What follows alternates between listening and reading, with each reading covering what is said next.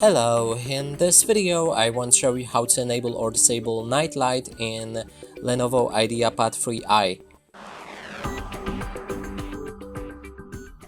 And to do this, first we'll need to click on the Start and open the settings.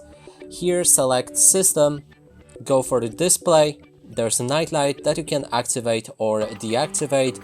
You can also click on this arrow next to it to adjust the strength of a Nightlight and schedule it for a certain amount of time with set hours or from sunset to sunrise.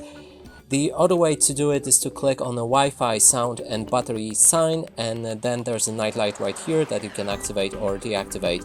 And that's it for this video. Hope you like it. Please consider subscribing to our channel, leave a like and a comment below.